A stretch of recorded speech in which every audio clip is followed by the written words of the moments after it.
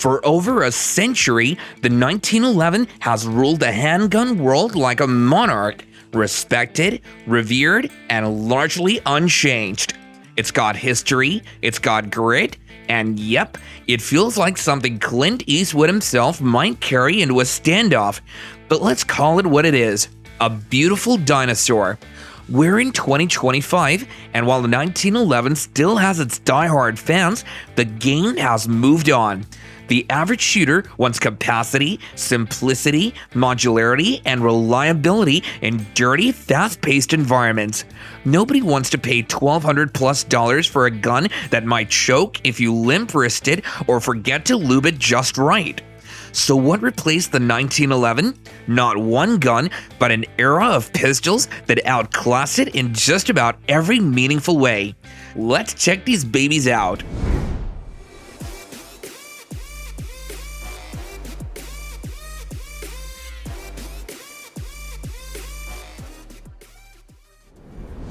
If there's one pistol that could show up to a competition and demand a recount after bagging all the trophies, it's the Staccato XC. This piece was bred for top-tier performance and demanding courses of fire. It boasts a long sight radius, a compensated barrel that tames recoil like nobody's business, and a generous 17+1 capacity straight from the get-go. When you get your mitts on this blaster, you know it's all business. The grip is nicely textured for a solid hold, the slide glides like it's on ball bearings, and the trigger breaks cleanly and crisply, just what you'd expect from a thoroughbred. However, the real thrill comes from this feeling that it's absolutely itching for action. It's like you could run a stack of max through it, push it pretty hard, and it would just be vibrating with eagerness for the next one. The Masada doesn't try to be fancy. It doesn't pretend to be something that it isn't. What it is, though, is a brutally effective combat pistol designed by the same minds behind Israel's frontline weapons. The Masada is built for the battlefield, and that philosophy translates beautifully into civilian carry and home defense. Where the 1911 demands maintenance, the Masada shrugs off grit and abuse like it's part of the job. It's got a fully ambidextrous setup, meaning lefties don't get punished for it, and it comes optic ready right out of the box. The trigger is clean, consistent, and actually better than what you'd expect for a sub $500 pistol. You're getting a 17+1 capacity in a lightweight striker-fired platform that doesn't require any fancy grip techniques to run reliably. The 1911, it's single stack, heavy, and demands a certain old school grip that just doesn't work for everyone. People baby their 1911s, you run the Masada. You've probably heard people say, if I could just get a Glock with better ergonomics and a good trigger.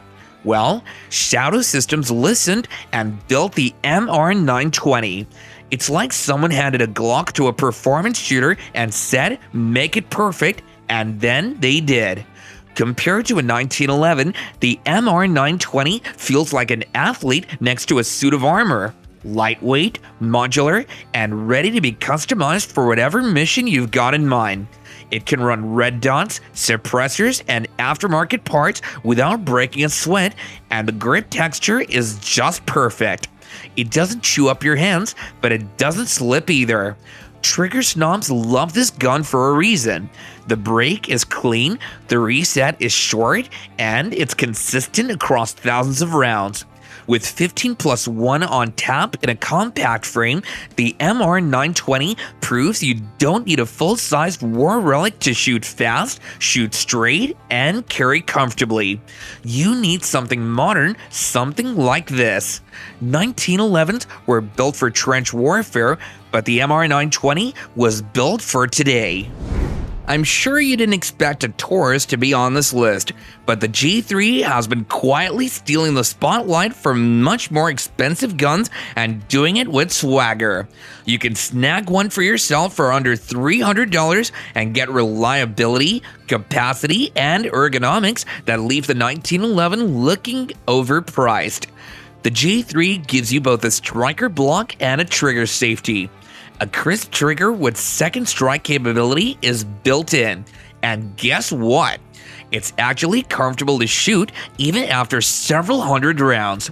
The G3 doesn't try to charm you with nostalgia, it wins on raw practicality. You don't need a gunsmith on speed dial, you just load it, run it, and it works.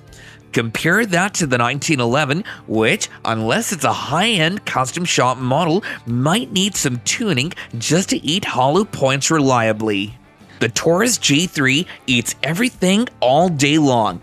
This is what the people's pistol looks like. Affordable, functional, dependable. That's something the old warhorse can't always guarantee anymore. The XDM Elite isn't just a modern pistol, it's a workhorse. This isn't a gun you casually slip into the waistband and forget. It's big, it's confident, and it shoots like a competition rig that moonlights as a duty gun. This thing is fast, and once you shoot it, the 1911 starts feeling like it's stuck in molasses. Let's talk recoil control. With its match-grade barrel, aggressive slide serrations, and a grip that just locks in, the XDM Elite makes you look like a better shooter than you are. It's not that it's easy, it's that the gun helps you do your job without fighting you. Throw in 22+1 capacity in the full-size models, a refined trigger that snaps clean every time, and optics-ready slides with suppressor height sights, and you're looking at a full-package gun that doesn't need excuses. Meanwhile, the 1911 is still asking for custom tuning and expensive magazines just to catch up, and still only carries 7 or 8 rounds. The XDM Elite isn't disrespecting the 1911, it's just doing everything the old guard did, only better, faster, and with fewer complaints. This is the gun that made everyone stop and say, wait, how much did that cost? Because when you pick up the TP9 SFX, you're holding $1,000 worth of shooting experience in a gun that sells for half of that. The Canik's long slide and ridiculously crisp trigger make it one of the softest shooting, fastest tracking pistols on the market. Seriously, this thing barely moves between shots. It's built for competition, but don't let that fool you. For home defense or range domination, it punches way above its price tag. The 1911 crowd likes to talk about smooth shooting and short reset. The Canik does both better and gives you 20+1 capacity while doing it. Plus, it comes from the factory with optics plate, upgraded sight, and extra mags, so you don't have to worry about upgrading this gun. Just unleash it. There's no denying the 1911 has style, but the TP9 SFX is where value, performance, and modern engineering collide to give you a pistol that actually wins. There's a reason top-tier competition shooters trust the CZ Shadow 2, and unlike the 1911, which was built for stopping power in wartime, the Shadow 2 was built for pure shooting experience. When you get a hold of this gun, it becomes obvious that this thing was designed by people who actually shoot. The slide rides low, the bore axis is almost cheating, and the all-steel construction eats recoil like it's breakfast. That means faster follow-up shots, tighter grips, and a shooting rhythm that feels dang near mechanical. Where the 1911 worships tradition, the Shadow 2 pushes boundaries. It's heavier, yes, but that weight gives you absurd balance and minimal muzzle rise. You're not fighting this gun, you're dancing with it. If the 1911 is a classic car with chrome bumpers and manual everything, the Shadow 2 is a race-tuned track weapon, purpose-built, refined, and engineered for victory. The Ruger American pistol is one of the few duty-sized pistols that was built with both military contracts and civilian shooters in mind. It ain't flashy, but it doesn't need to be. It's a working man's 1911 replacement.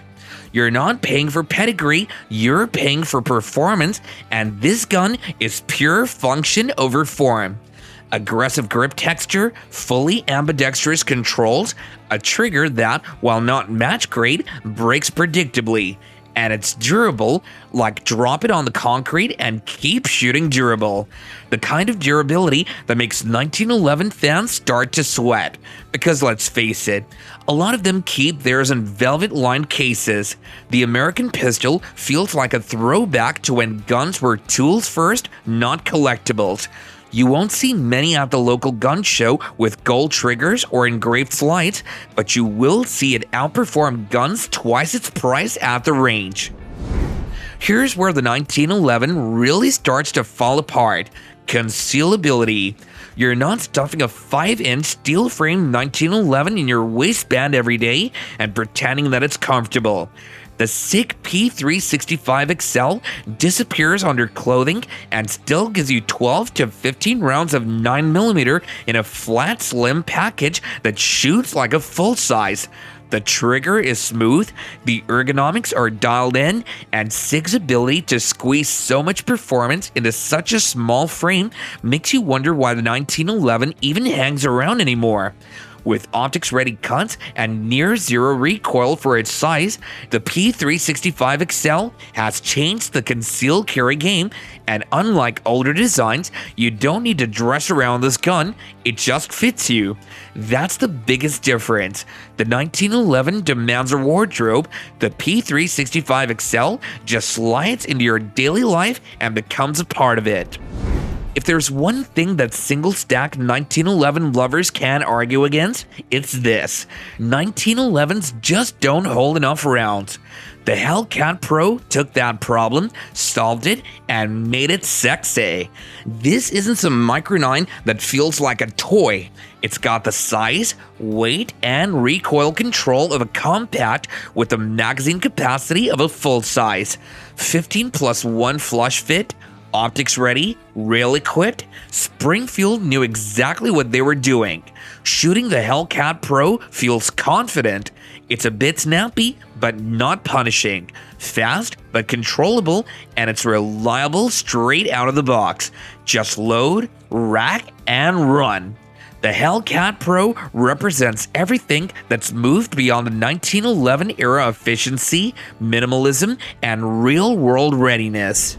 Beretta's been in the game longer than anyone, longer than the 1911 even, and when they designed the APX, they didn't just copy everything else, they built a pistol with unmistakable lines, aggressive slide cuts, and a modular chassis that puts older guns to shame. What makes the APX stand out is how it performs under stress. It racks clean, it tracks flat, it has one of the most intuitive striker-fired resets in the business, and it runs dirty, like drop it in mud and keep shooting dirty. It's not a pretty boy gun, it's not a mall ninja dream, it's a no-nonsense duty gun that eats up recoil and spits out brass. Beretta made this thing for work, not for fun. The 1911 might have swagger, but the APX has fight.